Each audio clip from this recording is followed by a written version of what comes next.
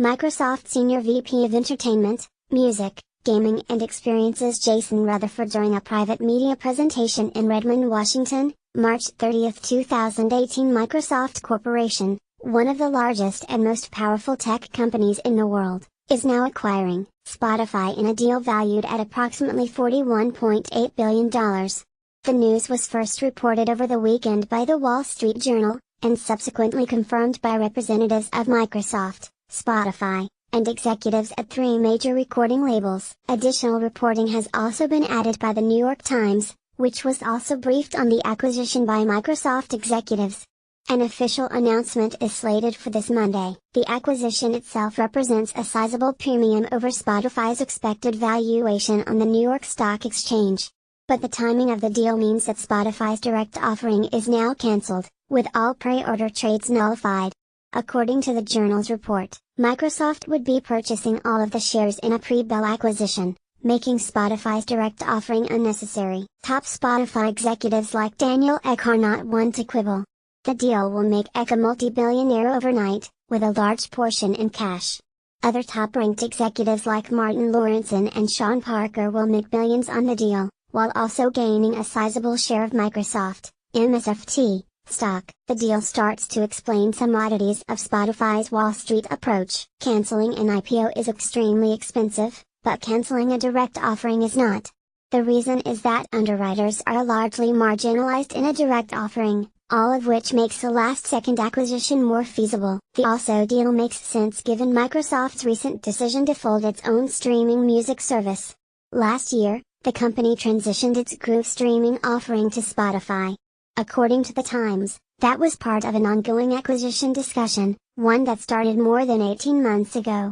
Suddenly, those disparate pieces make sense. Plus October 3, 2017, Microsoft officially abandons streaming music. Here's the blog post ending it all in an invite-only presentation issued on Saturday, March 30 at Microsoft's headquarters in Redmond, Washington. Microsoft executives shared more details on the ambitious buyout. Senior Vice President of Entertainment, Music, Gaming and Experiences Jason Rutherford pointed to an exciting and ambitious integration across Microsoft's numerous platforms. That includes Xbox Live, where Spotify already powers music experiences. "We're excited to better marry the worlds of gaming and music," Rutherford explained. "With Spotify powering a best-in-class musical creation, we hope to create a world-class gaming experience for our users." Also playing a key role in the acquisition was Microsoft CEO Satya Nadella and President CLO Brad Smith, both of whom pushed to conclude the acquisition ahead of Spotify's scheduled direct listing. Both Messrs. Nadella and Smith recognized Spotify as a missing piece in its overall hardware and software portfolio, with greater capabilities to expand into mobile and virtual reality, explained Wall Street Journal reporter Nathan Tyler. Plus Spotify says they created a marketplace for musicians.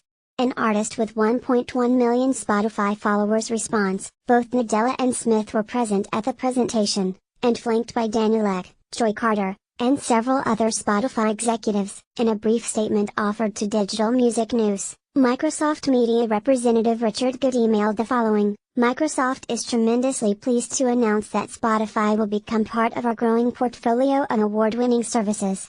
We hope to further expand the opportunities for music lovers, music creators, and rights owners everywhere, while bringing even better experiences to billions of people worldwide." Major labels Warner Music Group, Universal Music Group, and Sony Music Entertainment will also be receiving hefty payouts. The buyout will bolster the bottom lines of all three labels by several billions, according to the Journal. Although not yet disclosed, industry estimates peg the Big Three ownership share in Spotify at roughly 20%. That translates into more than $8 billion collectively.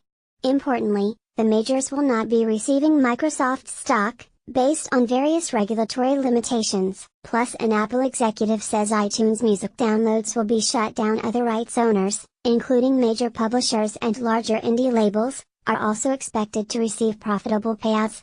But it remains unclear if any of that money will trickle down to artists.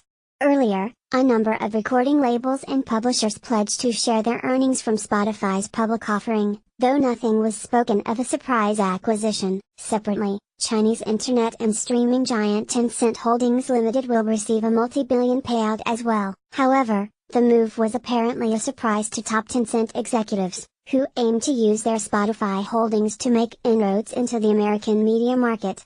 Those plans are obviously stymied, though a separate arrangement involving Microsoft, Xbox properties, and revived Windows OS-powered handheld devices may in the works.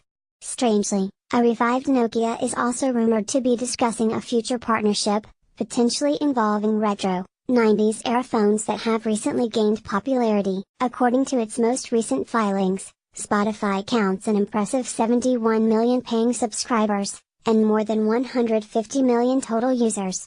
Those numbers are big, but Apple is rapidly catching up. In fact, at least one analyst has declared Amazon, not Apple or Spotify, to be the biggest streaming music service in the world, thanks to two very lucrative properties, Amazon Prime Music and Amazon Music Unlimited. In that soup, exiting Apple Music executive Jimmy Iovine has openly questioned whether Spotify's business model will ever make sense. At SXSW, iTunes chief Eddie Q noted that Apple Music now has 38 million paying subscribers, with 5 million free trial users. That's a scary figure for Spotify, and now Microsoft, given that Apple only recently entered the space, and has billions in reserves to expand. Then again, Spotify now has its own billion-dollar war chest. Not only that, the software giant is planning an even more aggressive expansion to effectively compete against both Apple Music and Amazon Music Unlimited. Even Google now has a bigger competitor, especially against its upcoming YouTube Music Premium streaming service. Indeed, the future of the streaming music industry is now coming into greater focus. And it looks like four insanely giant elephants will control this circus. More as this develops.